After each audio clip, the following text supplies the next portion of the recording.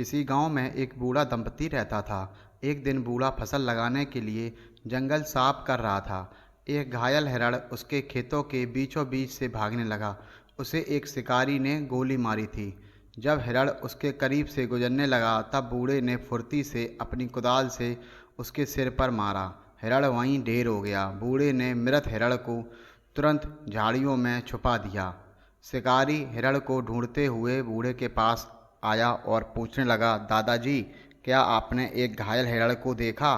बूढ़े व्यक्ति ने उसे बातों में उलझाने के उद्देश्य से एक बधिर की तरह उत्तर दिया, मेरी खेत की सीमाएं, खैर पूरब की सीमा यहाँ है और वहाँ पर पश्चिम की। शिकारी ने कहा, नहीं, मैं खेत की सीमा नहीं, एक घायल हिरण के बारे में पूछ रहा हूँ। बूढ़े ने उत्तर दिया, मुझे पता है कि तुम्हारा क्या मतलब है, यही ना कि इस बार फसल अच्छी होगी कि नहीं। मैं यह कैसे कह सकता हूँ? नहीं, मैं फसल के बारे में नहीं, घायल हिरण के बारे में पूछ रहा हूँ, शिकारी ने खींचकर कहा। बूढ़े आदमी ने कहा, मैं अब और नहीं रुक सकता, अंधेरा घिर आया है और मुझे भूख भी लगी है, मैं घर जा रहा हूँ। इतना कहते हुए वह घर की ओर चल दिया। शिकारी खुद से बुदबुदाते हुए कहने लगा, किस मूर्ख से पाला पड़ा है। बूढ़े के चक्कर में मैंने हाथ आए शिकार को गवा दिया। उसने भी अपना रास्ता ले लिया। रात को खाना खाते वक्त बूढ़े आदमी ने अपनी पत्नी से कहा, कल सुबह तुम मुझे जल्दी नाश्ता दे देना, मैं एक हिरण मारकर जंगल में छुपा आया हूँ, सवेरे जाकर मुझे उसकी बोटी बोटी काटकर उसे घर ले आना है। पत्नी ने उसे सुबह जल्दी नाश्ता दिया और काम पर भेज दिया। बूढ़ा खेत में चला गया। उसने मरे हिरण के शरीर के कई टुकड़ों में काट डाला। जब सारा शरीर बोटियों में तब्दील हो गया तो उसने मांस के टुकड़े पत्नी और उसके नाम पर दो हिस्सों में बराबर की अनुपात में बांटना चाहा। पहले उसने अपना हिस्सा लगाना शुरू किया। अपने दैनिक कामों के आधार पर एक एक बोटी गिनती करते हुए अपना हिस्सा अलग करने लगा।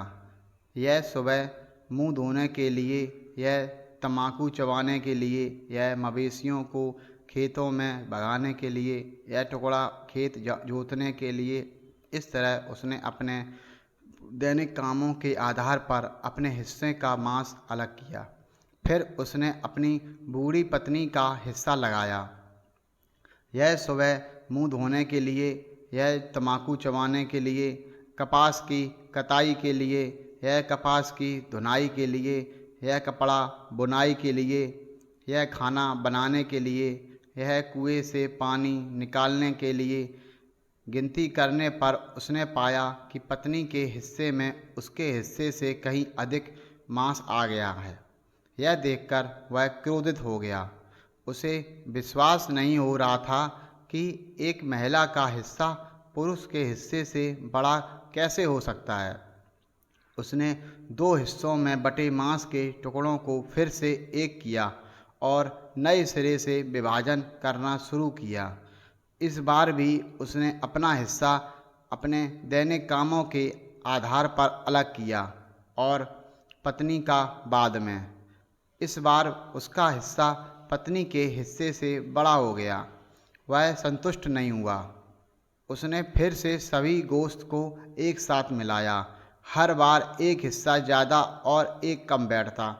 कभी उसका हिस्सा भारी होता तो कभी पत्नी का।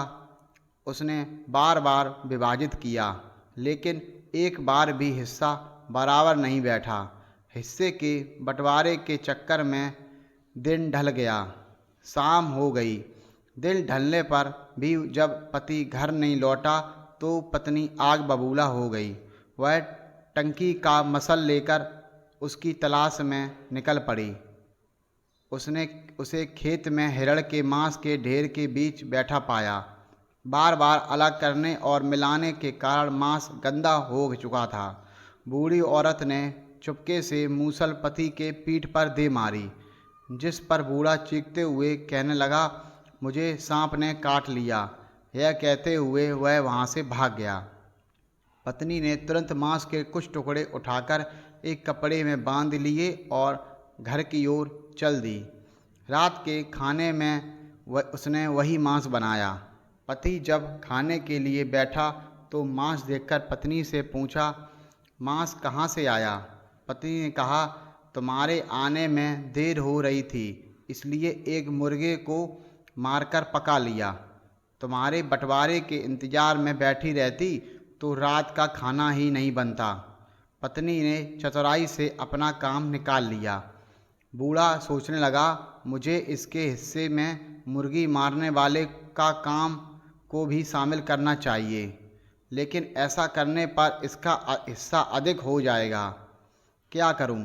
लेकिन यह सच है कि वाकई में औरतों का काम पुरुष से कहीं अधिक होता है। वह मुसीबत में भी तुरंत फैसला करके कोई रास्ता निकाल लेती हैं। उसका यह हिस्सा भी गिनती में आना चाहिए। उस दिन से पति ने मान लिया कि परिवार चलाने के लिए पत्नी को उससे कहीं अधिक कामों में खटना पड़ता है, इसलिए वह सम्मान की अधिकारी है।